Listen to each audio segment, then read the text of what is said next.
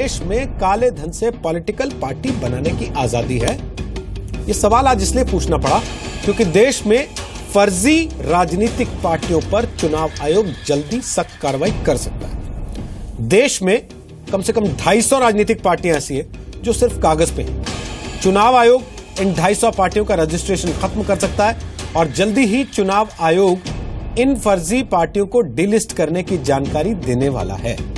सूत्रों के मुताबिक इन फर्जी पार्टियों को डिलिस्ट करने के लिए सीबीडीटी यानी central board of direct taxes को चुनाव आयोग जानकारी देगी। सीबीडीटी को यह जानकारी इसलिए दी जाएगी क्योंकि चुनाव आयोग को शक है कि इन पार्टियों की मदद से काले धन को सफेद किया जाए। चुनाव आयोग के मुताबिक इन 250 फर्जी पार्टियों ने 2005 से चुनाव में हिस्सा ही नहीं लिया। जाहिर है यह आंकड़ा सवाल खड़ा करता है कि क्या राजनीतिक पार्टियां काले धन को सफेद करने का सेफ लॉकर बन रही हैं। इस सवाल को उठाने से पहले हमने एक पॉलिटिकल पार्टी कैसे बनती है इस पूरे सिस्टम को समझा, तो यह बात निकलकर सामने आई कि एक पॉलिटिकल पार्टी बनाने में किसी लेवल पर कोई चेक एंड बैलेंस नहीं है। आप ड्राइविंग लाइसेंस बनवाने जाइए तो आपका टेस्ट होता है, आप पासपोर्ट बनवाने जाइए तो डॉक्यूमेंट्स और पुलिस वेरिफिकेशन होता है, लेकिन पॉलिटिकल पार्टी बनाने के लिए आपकी कोई जांच नहीं होती। ड्राइविंग लाइसेंस और पासपोर्ट के लिए टेस्ट और जांच इसलिए होते हैं क्योंकि इसके जरिए आपको एक जिम्मेदारी मिलने जा रही है। तो क्या पॉलिटिकल पार्टी की कोई जिम्मेदारी नहीं होती? जो चुनाव लड़के देश चलाना चाहती है वो उसकी जिम्मेदारी नहीं है?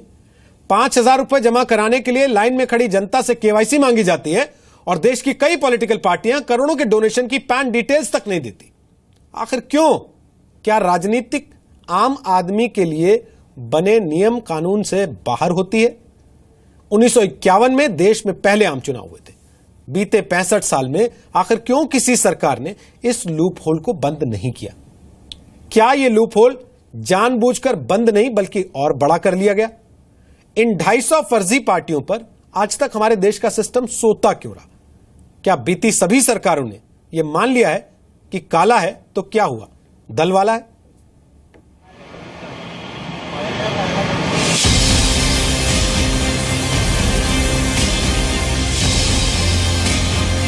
ऐसी पॉलिटिकल पार्टी जो कि उनका रजिस्ट्रेशन पॉलिटिकल पार्टीज के रूप में उन्होंने इस हिसाब से करा रखा है कि किसी तरह के इनकम टैक्स में एग्जम्पशन लिया जाए, कि सरकार की मंशा बिल्कुल साफ है।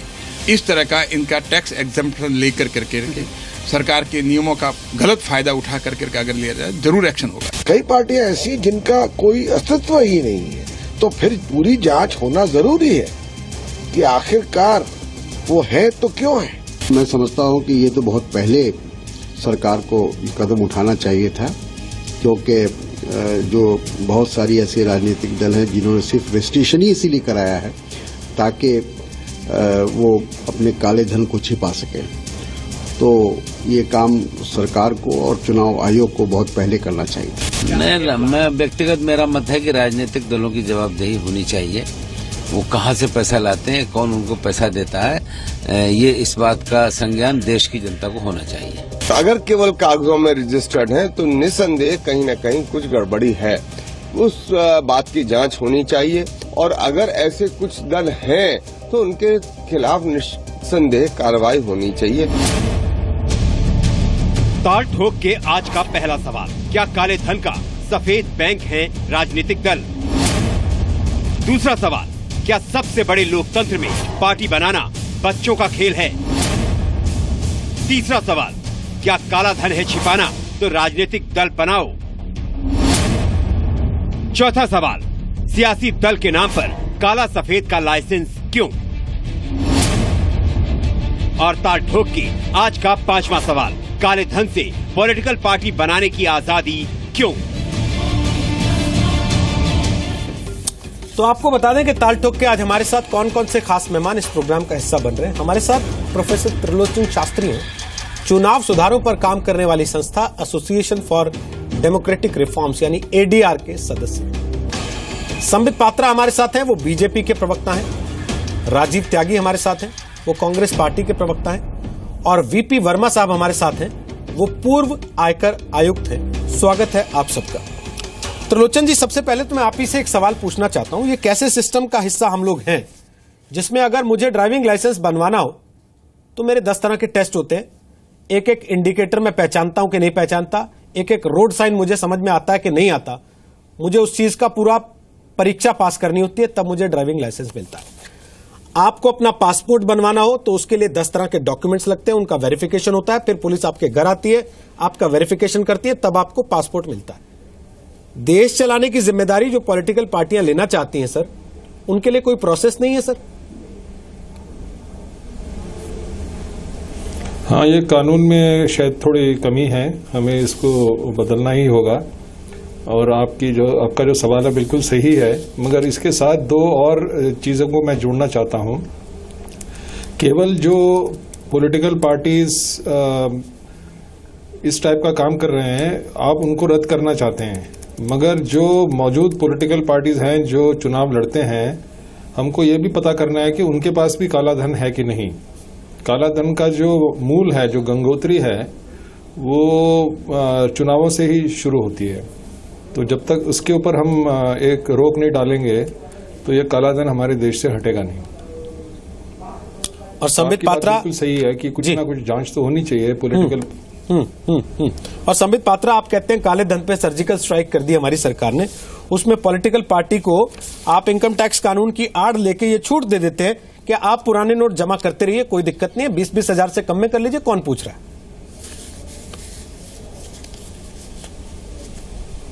नहीं रोहित जी, इसमें कुछ अमेंड करने की आवश्यकता है। पहले आपने कहा कि हमारी पॉलिटिकल पार्टी मतलब भारतीय जनता पार्टी की सरकार ने कोई छूट दे दी।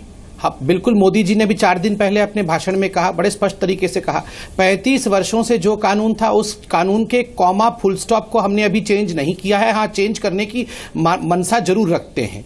35 वर्ष पहले कौन सा कानून था? इनकम टैक्स कानून जो 1961 का था। उसी कानून के अंतर्गत 13A क्लॉज 13A के अंतर्गत उस समय यह निर्णय किया गया था कि जितनी पॉलिटिकल पार्टीज हैं वो इनकम टैक्स एग्जेम्प्ट होंगी। वो इनकम टैक्स क्योंकि सोसाइटी के जो काम करती है, सामाजिक श्रेय के लिए जो काम करती हैं, उनके लिए इनकम टैक्स नहीं होना चाहिए। इस भाव से ये 35 वर्ष पुराना कानून है, इसलिए हमने इस कानून को छेड़ा नहीं। जहां तक उनका हिसाब किताब देने का सवाल है, बिल्कुल स्पष्टता देते हुए खुद अरुण जेटली जी ने कहा, ऐसा नहीं है जैसे कि साधारण व्यक्ति भी अपने पुराने नोटों को जमा कर सकते हैं 30 दिसंबर तक, और उसके बाद 2.5 लाख से ऊपर जमा करने पर उनसे भी सवाल पूछा जाएगा। ठीक उसी प्रकार पॉलिटिकल पार्टी से भी पूछा जाएगा कि उनके पास ये पैसा कहां से आया। उनको अपना अकाउंट बुक दिखाना पड़ेगा। बिना अकाउंट बुक दिखाए पहली बात ना तो एग्जेम्पशन मिलता है और ना तो ये पैसा आप जमा कर रहे हैं उसका हिसाब नहीं लिया जाएगा। ऐसी बात नहीं है। तीसरी बात, आप बिल्कुल सही कह रहे हैं कि अभी मैं सुन रहा था एडीआर के भी हमारे जो त्रिपाठी साहब बैठे हैं, उनका सही कहना है कि जो गंगोत्री शुरू होती है वो राजनीतिक पार्टीज में ही शुरू होती है।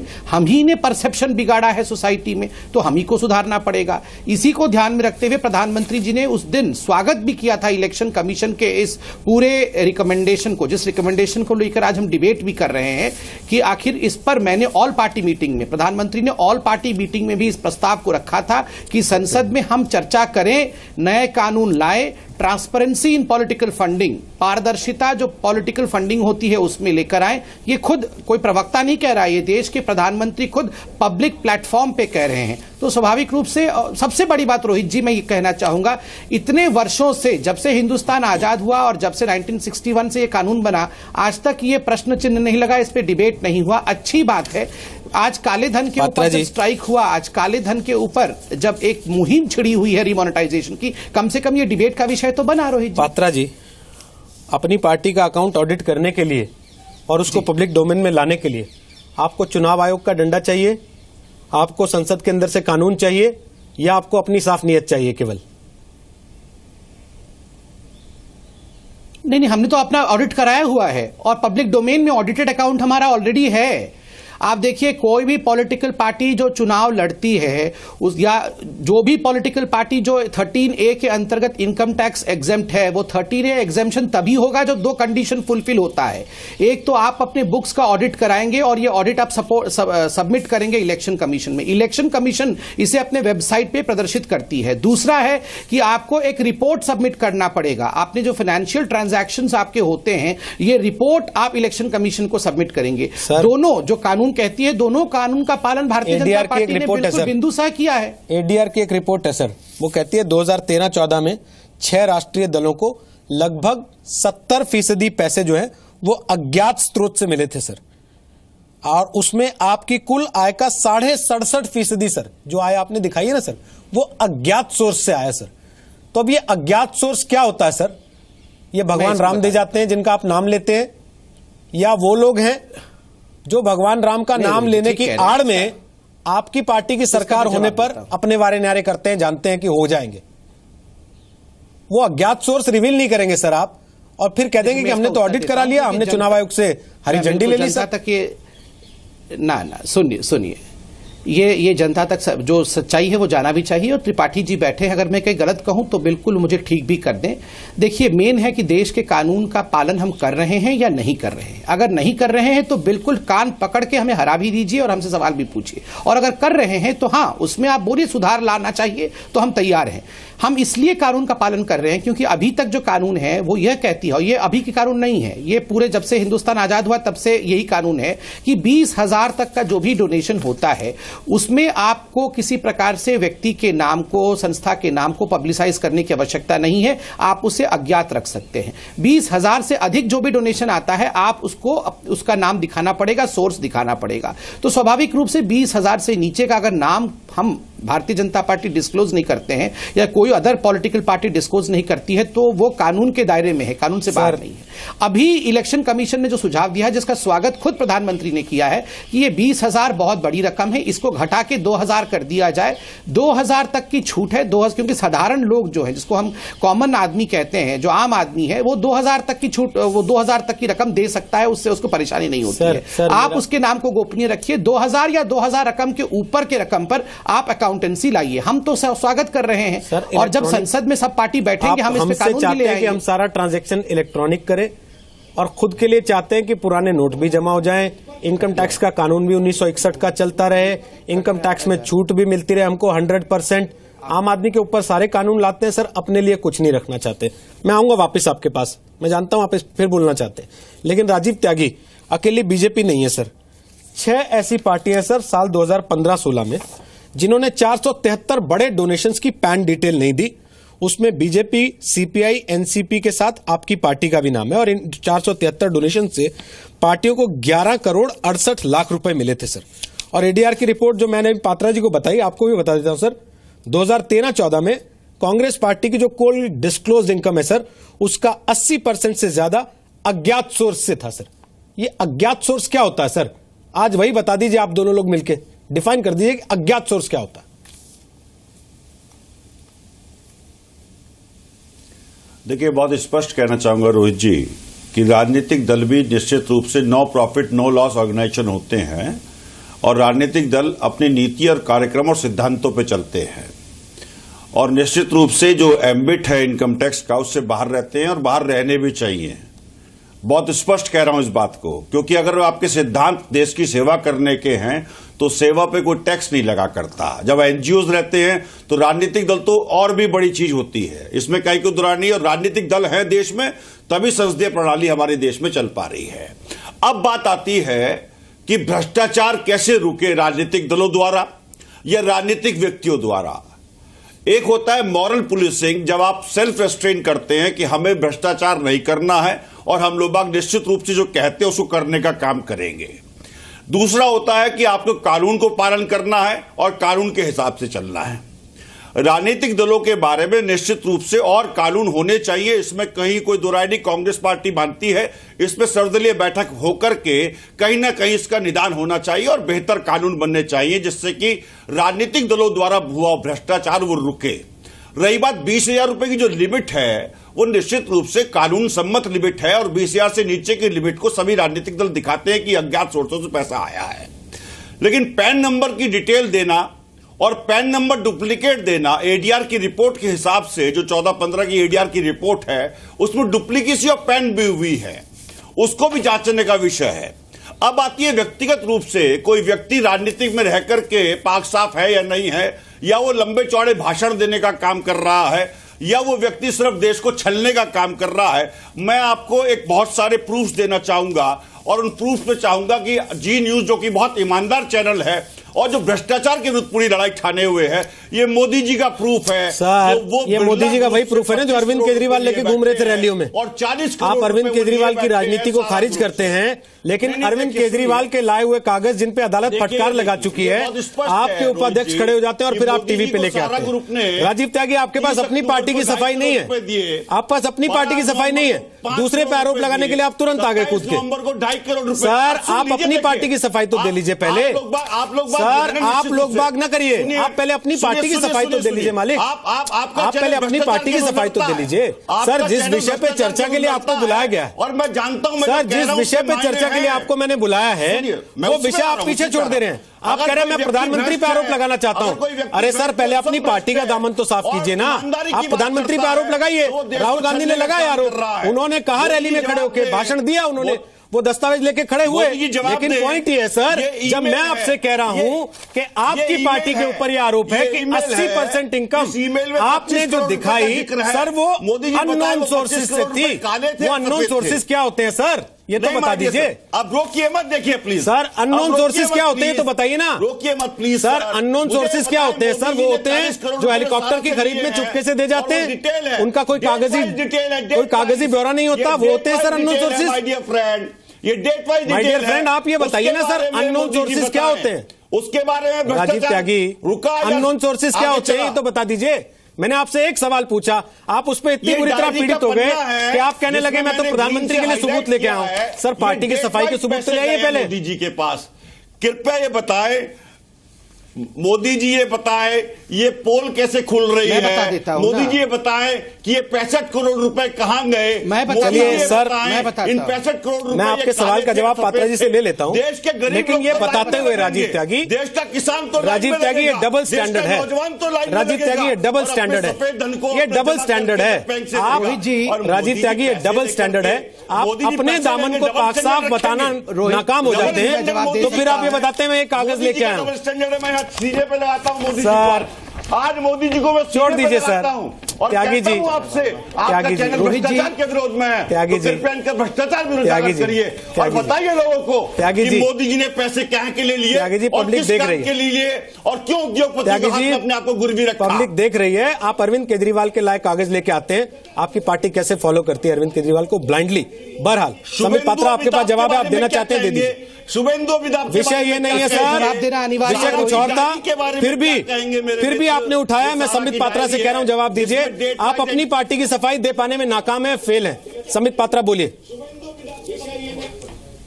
नहीं माय डियर सर, नहीं सर, आप अपनी पार्टी की सफाई नहीं दे पाए, इसलिए आपने दूसरा कागज उठा लिया। संबित पात्रा जवाब दे दीजिए उस विषय पे, उसके बाद मैं जाऊंगा एडीआर मैं जवाब देता हूं शास्त्री जी के पास। बोलिए। देखिए ये जो कागज दिखा के आज राजीव त्यागी यहाँ पे हंगामा मचाने की कोशिश कर रहे हैं, यही कागज लेके प्रशांत भूषण सुप्रीम कोर्ट में गए थे। सुप्रीम कोर्ट में यही कागज दिखाए गए थे, केस चला। आपको पता है सुप्रीम कोर्ट के दो न्यायाधीश के खंडपीठ, जस्टिस केहर जो कि अभी चीफ जस्टिस बन रहे हैं, और जस्टिस अरुण मिश्रा ने क्या कहा? उन्होंने कहा, मैं आपको पढ़ देता हूं, you are making allegations against the prime minister of the country, we can not initiate an investigation just because a big man has been named by someone on evidences which cannot be proved on unsubstantiated allegations। ये सारे unsubstantiated है। ये जो कागज राजीव जी दिखा रहे हैं उसके लिए सुप्रीम कोर्ट ने क्या कहा पता है? जिसको छाती में चिपका के बैठे, Sahara group document are not genuine.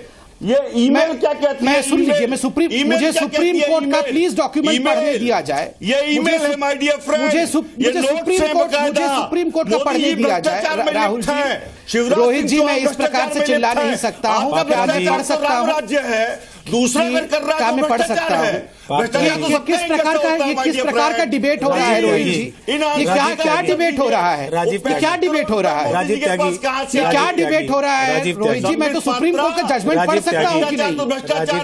भ्रष्टाचार का आरोप में राजीव त्यागी कोर्ट क्यों नहीं जाते कागज लेके? एक मिनट संबित पात्रा, राजीव त्यागी कागज लेके कोर्ट क्यों नहीं जाते आप लोग?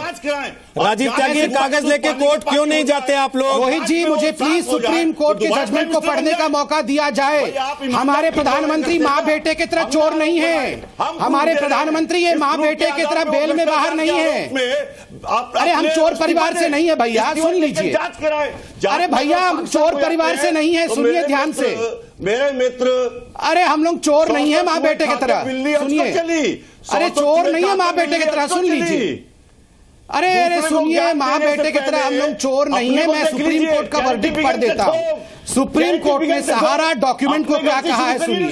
सहारा group document are not genuine, they are fictitious and zero and are not authentic. We cannot start an investigation based on these evidences. अब ये राहुल गांधी, ये कल का राहुल गांधी ज्यादा इंपॉर्टेंट है या सुप्रीम कोर्ट ज्यादा इंपॉर्टेंट है?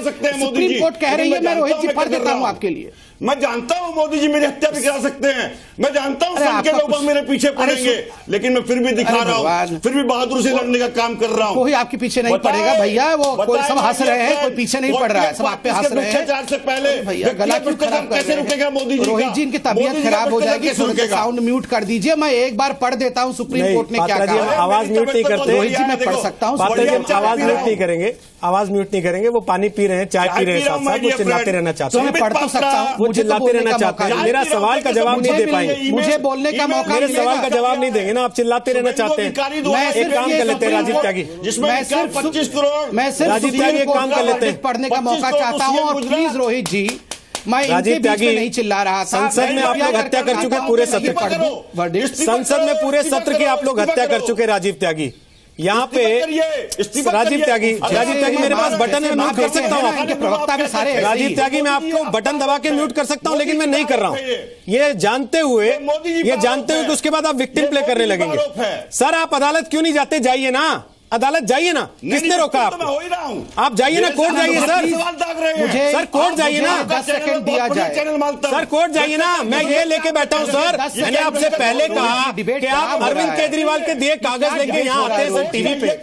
आप अरविंद, या तो मान लीजिए अरविंद केजरीवाल आपकी पार्टी चला रहे हैं सर, आप बोलिए अरविंद केजरीवाल मेरी पार्टी चला रहे हैं, कांग्रेस को मुखिया अरविंद केजरीवाल हैं, आगे से हम उन्हीं का दिया दस्तावेज लेके आएंगे। मैं बोलने देता हूँ सर, अगर अदालत ये कह चुकी सर, अदालत ये कह चुकी तो मैं क्या करूं? जो भ्रष्टाचार कर रहे हैं, अदालत ये कह चुकी तो हम क्या करें सर? बने बैठे हैं, अदालत ये कह चुकी तो हम क्या करें सर? अगर रोहित जी मुझे 10 सेकंड दिया जाए। आप 10 सेकंड छोड़िए, आप 10 मिनट से बोल रहे हैं। क्या आपको लग रहा है राजीव त्यागी चाहते हैं आपकी बात सुनाई दे किसी को? बुलाइए संबित पात्रा, संसद का पूरा सत्र देख लेने के बाद और पिछले 15 मिनट की बोल तो रहा हूँ, क्या आपको लगता है वो चाहते हैं? मैं बोल रहा हूँ, डायरी के बारे में सुन लीजिए कि आप इसकी जांच कराएं, प्रधानमंत्री मोदी इस्तीफा दे और इस्तीफे के बाद जांच हो, और जांच होने के बाद अगर प्रधानमंत्री बिल्कुल बेदाग हैं तो दोबारा ओथ ले। ना खाऊंगा ना खाने दूंगा, कहा था ना खाऊंगा ना खाने। अरे भैया माँ बेटे की तरह चोर नहीं है हम लोग। अरे आप छोड़िए, वो माँ बेटे की तरह चोर नहीं है हम लोग। मैं जवाब दे रहा हूँ, सुनिए। हम एक ब्रेक, हम लोग चोर खानदान से नहीं है। ब्रेक ले रहे हैं। संबित पात्रा, देखिए इस तरह की बातें ना हो, अच्छा नहीं लगता। हम लोग चोर खानदान से नहीं है, हम माँ बेटे की तरह चोर नहीं है। हमारा कहना केवल इतना सा है, प्रेस कॉन्फ्रेंस आ रही है बीजेपी की, एक बार सुनवा देते हैं। इसी मामले पर रविशंकर प्रसाद बोल रहे हैं। Public meeting in Gujarat has levelled baseless, false, shameful and malafied allegations. हम राहुल गांधी की परेशानी समझते हैं, वो हारे हुए हताश हैं। देश के लोगों ने उनको दिल्ली में हरा दिया, केंद्र में, प्रदेशों में हार रहे हैं, बाई इलेक्शंस में हार रहे हैं। अब जनता कांग्रेस पार्टी को म्युनिसिपैलिटी के लायक भी नहीं समझती। गुजरात में सफाया हुआ, कल चंडीगढ़ में सफाया हो गया, महाराष्ट्र में बुरी तरह से हार गए, राजस्थान में हार गए। तो राहुल गांधी बार बार अपनी पार्टी को अपनी अगुवाई में हरा रहे हैं, इसलिए हताश हैं। Mr. Rahul Gandhi is leading his party to repeated disastrous defeat. The people of the country are not trusting him and his party to lead the country, to lead in the states. Now they don't even think his party capable enough to run municipalities.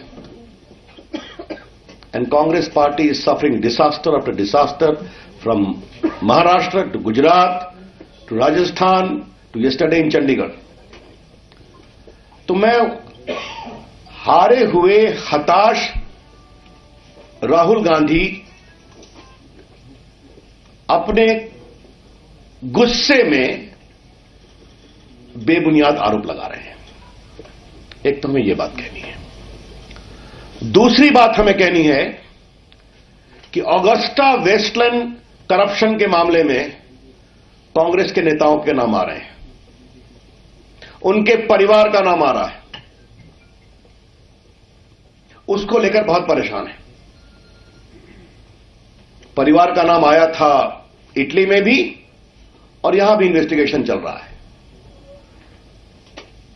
तो अब जब बार बार परिवार तक बात पहुंची है Augusta Westland में, तो ध्यान बटाने के लिए राहुल गांधी ने यह बेबुनियाद स्टेटमेंट दिया है। हमारा स्पष्ट आरोप है कि ऑगस्टा वेस्टलैंड मामले में जब उनके परिवार का नाम आ रहा है, कांग्रेस के बाकी का लोगों का नाम आ रहा है, तो ध्यान बटाने के लिए यह बेबुनियाद आरोप लगाया गया है। ये राहुल गांधी खुद क्या है? 5,000 करोड़ के नेशनल हेराल्ड के सीरियस चीटिंग और फ्रॉड के केस में बेल पर है।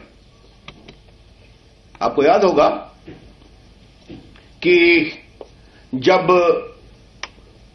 सुब्रमण्यम स्वामी ने केस किया था तो उसको क्वॉशिंग के लिए ये लोग दिल्ली हाई कोर्ट गए, सुप्रीम कोर्ट भी गए और बाद में केस को विड्रॉ करना पड़ा और ये बेल पर हैं। तो राहुल गांधी जो इतने बड़े व्यापक घोटाले में फ्रॉड और चीटिंग में बेल पर हैं, वो भारत के पाक साफ ईमानदार प्रधानमंत्री नरेंद्र मोदी जी की सरकार पर झूठे आरोप लगा रहे हैं, जिनके लगभग 2.5 साल के शासन में पूरी ईमानदारी से देश का शासन चल रहा है। कांग्रेस का पूरा इतिहास भ्रष्टाचार का रहा है। देश को लूटने वालों को प्रोत्साहित करना और बचाना रहा है। The whole history of Congress stinks with corruption. The saga of Congress government is to promote the looters of public money and to protect them. Congress के शासन में पृथ्वी के किसी भी अंग को छोड़ा नहीं गया। अंतरिक्ष में भी भ्रष्टाचार, आकाश में भी भ्रष्टाचार, जमीन पर भी भ्रष्टाचार, पाताल में भी भ्रष्टाचार और समुद्र में भी भ्रष्टाचार। The exemplary record of corruption of Congress party establishes a new benchmark in loot of public money in the annals of governance in the world. चलिए, तो प्रेस कॉन्फ्रेंस केंद्रीय मंत्री रविशंकर प्रसाद की इत्तेफाक से उसी मामले पर जिस पर यहां बहस चल रही थी, और केंद्रीय मंत्री रविशंकर प्रसाद एक कदम और आगे बढ़ गए। उन्होंने कहा कि क्योंकि राहुल गांधी हताश हैं, सीधे सीधे तौर पर नाम आ रहा है गांधी परिवार का ऑगस्टा वेस्टलैंड घोटाले में, इसलिए हताश होने के बाद वो इस तरीके के आरोपों का सहारा ले रहे हैं। राजीव त्यागी हमारे साथ हैं, संबित पात्रा हमारे साथ हैं, वीपी वर्मा हमारे साथ हैं, जिनसे हम अब तक एक भी कमेंट नहीं ले पाए। माफी चाहता हूं, वर्मा साहब अभी तक कमेंट नहीं लिया। त्रिलोचन शास्त्री हमारे साथ हैं, चारों से हम बात कर रहे हैं। और राजीव त्यागी, आप ही के पास आ रहा हूं, आप चिंता न करें, ये पढ़ के बताते हुए कि हमारे जो दर्शक कमेंट्स दे रहे हैं। एक दर्शक ने लिखा, रोहित जी लगता है ताल ठोक के देखना समय की बर्बादी है। एक दर्शक लिख रहे हैं, शशिकांत नायक, के आप हमारा समय पूरी तरह से बर्बाद कर रहे हैं। अगर आप लोगों को सुनवाना नहीं चाहते, सब लोगों को एक साथ बुलवाना चाहते हैं, तो उससे अच्छा हम चैनल बदल लें। तो राजीव जी, मुझे लगता है कि आप कामयाब प्रवक्ता तभी होंगे जब आप अपनी बात कम से कम उतनी तो रखें कि लोग सुने, दूसरे आदमी का जवाब भी सुने। उसके बाद आपने अपनी बात, मेरे पास भी एक मैसेज आया है, आपने अपनी बात रख दी सर, भी एक मैसेज सर आपने अपनी बात रखी, खाने के और दिखाने के, और सर आपने अपनी बात रखी, हाथी के दांत खाने के और दिखाने के और अलग रखे। सर हम तो ये मांग कर रहे हैं, सर आरोप लगा है, डायरी में मैं उनके एंट्री है, ईमेल में एंट्री है, ईमेल में एंट्री है, कृपया वो जवाब दें सर, और इस्तीफा दें सर, इस्तीफा दे करके इस्तीफा मैं जवाब देकर- देता हूं। आपको अभी डिबेट में जवाब लेना कि इस्तीफा लेना? त्यागी जी, हम आपको स्वागत अभी करेंगे डिबेट में जांच जवाब का। चाहिए या हम मोदी जी स्वागत से इस्तीफा करेंगे चाहिए? जांच का। आपको जवाब लेना है? मैं त्यागी जी, बैठा हूं डिबेट में साहब, आपको भी जवाब देने चाहिए के कि लिए पहले मैं इस्तीफा जवाब लेने दे जाऊं, मैं लेके आऊं, तब आप डिबेट आगे बढ़ने देंगे? कहना चाहूंगा 30 सेकंड में राहुल गांधी जी और सोनिया गांधी जी पे या कांग्रेस पर आरोप नहीं, लगाने से पहले सोच ले सरकार। प्लीज रोहित जी, सरकार के पास सारी इस संसाधन प्रकार हैं। की भाषा जांच अच्छी करें, नहीं है जहां हम लोगों को जांच बोलने करें, ही नहीं दिया जाए। जांच त्यागी करें, जी, लेकिन त्यागी जांच के बिना आरोप लगा रहे हैं। त्यागी जी, आप अरे जांच करा के आए हैं? संस्थाएं आपके आप जांच करा के आए हैं क्या त्यागी जी? आप जांच करा के आए हैं क्या? आपके पास सीबीआई की रिपोर्ट है जो हाथ में है? मैं तो ये दिखा रहा हूं। ये सीबीआई की रिपोर्ट है सर कि मोदी जी के हाथी के दांत खाने सर, ये सीबीआई की रिपोर्ट है कि जो आपके हाथ में कागज लेके आप बैठे हैं? चूहे खा के सर, ये सीबीआई की जांच रिपोर्ट है कि ये तो बता दीजिए जो कागज है सर वो सीबीआई के हैं? जांच रिपोर्ट है सर, वो जांच रिपोर्ट है क्या सर? लोकपाल की रिपोर्ट है क्या? सीबीआई भी तो इनके पिंजरे में बंद रोहित होता तो है। सर फिर अभी आप कह रहे हैं जांच करा लीजिए, फिर आप कह रहे हैं जांच निष्पक्ष नहीं हो सकती। त्यागी जी, ऐसा तो नहीं होगा ना सर? आप बताइए, मेरे को ये बताइए, जिस सरकार ने पारदर्शिता ईमानदारी की बात की, रोहित जी, ये रैली नहीं हो रही है। अगर कुछ एलिगेशंस लगे हैं तो हमारे को भी उत्तर देना बनता है। प्लीज हमारे उत्तर को त्यागी भी जी, सुन लीजिए। ठीक है, आपने अपनी बात रखी। त्यागी जी, बताइए, अब सुनिएगा। क्या लोकपाल का गठन करने से त्यागी जी, अब प्रधानमंत्री लोकपाल पे मत जाइए, इसी मुद्दे पे रहिए त्यागी जी। और प्रधानमंत्री हालांकि ये मुद्दा नहीं था आज का, तो निश्चित लेकिन रूप अब से इसी मुद्दे पे रहिए त्यागी जी। भ्रष्टाचार उजागर होगा। अब रहिए इसी मुद्दे पे, और अगर अब आप बीच में बोलेंगे, अगर आप बीच में बोलेंगे त्यागी जी, तो मुझे ये अधिकार है कि 35 मिनट वेस्ट होने के बाद हम आपकी आवाज बंद कर दें। प्लीज संबित पात्रा जवाब दीजिए। आवाज बंद हो गई त्यागी जी, आपका समय खत्म। संबित पात्रा जवाब दीजिए। देखिए, इस पे टेक्निकली उत्तर देना बहुत आवश्यक है, क्योंकि देखिए एक डेमोक्रेटिक कंट्री है। अगर ऑपोजिशन ने कुछ चार्जेस लगाए हैं, हम उसका बिल्कुल अच्छे से उत्तर देते हैं। इस पूरे केस को लेके इनका कहना है कि सहारा का कुछ डायरी आया, डायरी में मोदी जी का नाम आया गुजरात सीएम के रूप में। इस सारे कागज को लेकर एक एनजीओ जो प्रशांत भूषण की है, जिसका नाम है कॉमन कोज, वो सुप्रीम कोर्ट में जाके उन्होंने केस किया। ये जो कागज अभी राजीव जी दिखा रहे हैं, ये कागज वहां सबमिट हुए थे। आपको जान के हैरानी होगी कि सुप्रीम कोर्ट के 2 जज के खंडपीठ ने क्या कहा इन कागजों को अध्ययन करने के पश्चात।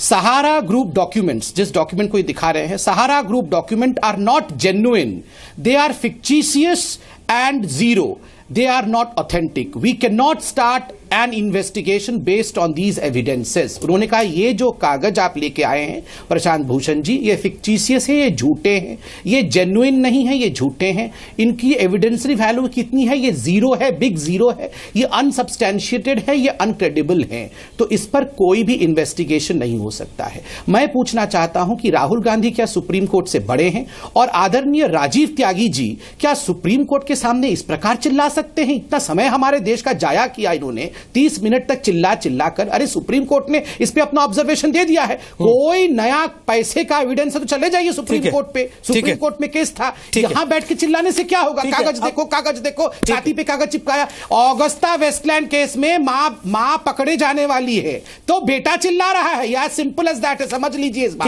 ठीक है सर, आप लोग दोनों वही कर रहे हैं, नूरा कुश्ती कर रहे हैं। वो 4 कागज लेके बैठ गए, आप बिना कागज के वही सब बातें कर रहे हैं। एक्शन में दोनों तरफ से कुछ नहीं, ना वो अदालत जाएंगे और ना ही आपका हाथ हमें लगता है कहीं पहुंच रहा है। लेके बैठा हूं सर सुप्रीम कोर्ट के ऑब्जर्वेशन को लेके बैठा हूं। सुप्रीम कोर्ट का ऑब्जर्वेशन मेरे पास भी है पात्रा जी, आपसे पहले मैंने उसका जिक्र कर दिया था। लेकिन वीपी वर्मा साहब, मेरा आपसे एक सवाल है, क्या इस तरीके के आरोपों की जांच हाँ जी एजेंसियां करती हैं सर, या टीवी डिबेटों में प्रधानमंत्रियों के इस्तीफे होते हैं सर? पार्लियामेंट तो चलती नहीं, लोग लिख रहे हैं कि आपने इस डिबेट शो को भी जो है वो लोकसभा और राज्यसभा बना दिया आज। देखिए साहब, ये मैं थोड़ा हैरान हो रहा हूं, इतने बड़े बड़े नेता हैं और आपके इन प्रोग्रामों में कई बार शामिल भी होते हैं। आपका प्रोग्राम जो शुरू हुआ that was from election act, election code, कि आपकी जितनी ये पार्टी बनती है उसके लिए कोई उसका कोई एग्जामिनेशन नहीं, कोई वेरिफिकेशन नहीं, और उनकी कोई एकेडमी नहीं, कोई जैसे आप बताया आपने कि इवन ड्राइविंग लाइसेंस के लिए भी टेस्ट देना पड़ता है। लेकिन आप ये सब भूल गए कि अगर वोट देने के लिए आपको कोई क्वालिफिकेशन नहीं चाहिए, अगर आपको मंत्री बनने के लिए, एमपी बनने के लिए क्वालिफिकेशन नहीं चाहिए, तो पार्टी बनाने के लिए क्वालिफिकेशन क्यों चाहिए? ये बेसिक पर्पस है। सो इसमें जो क्वेश्चन कर रहे हैं कि उनकी टेस्ट होना चाहिए जैसे एग्जामिनेशन डॉक्टर्स का होता है। This is not that when politics में एमपी बन सकता आदमी बिना क्वालिफिकेशन के, तो वो पार्टी क्यों नहीं बना सकता, वो नहीं है। लेकिन दूसरी चीज जो देखने वाली ये है कि वेदर वो जो आपने पॉलिसी बनाई या जो कंसेशन दिया वो कहीं मिसयूज तो नहीं हो रहा। Misuse for making whitening, I mean money जो ब्लैक है ब्लैक को व्हाइट करने में उसको वेस्ट तो नहीं कर रहे, उसको वेस्ट तो नहीं कर रहे, उसका नाजायज फायदा तो नहीं उठा रहे। वो पर्पस था देखने का। उसमें से देखने वाली बात यह है, आज ही मैं इलेक्शन कमिश्नर जो हैं चीफ, उनका एक स्टेटमेंट पढ़ रहा था कि 250 ऐसी पार्टीज हैं जो 2005 के बाद कभी कोई इलेक्शन लड़ी नहीं। तो उसमें why can't we amend the act to say कि अगर आपने पार्टी बनाई है तो ये कंडीशंस हैं। One of them of course is the contribution, I will come later to that. उससे पहले ये है कि अगर आप कोई इलेक्शन नहीं लड़ते 2 इलेक्शंस में, दैट मीन्स इन 10 years, तो उसको खारिज किया जाए, वो उनका लाइसेंस कैंसिल कर दें। इसका मतलब they are not very serious as for fighting election. So in democracy, why should they have that party and get all the concessions? ये amendment is very very necessary, लेकिन उसको बंद करना will be unfair. ये नहीं है कि simply because उन्होंने पैसा लिया है तो इसलिए उनको वो निकाल दें या उनसे वहां से काला धन और सफेद धन और असली धन शुरू हुआ। Now come the question of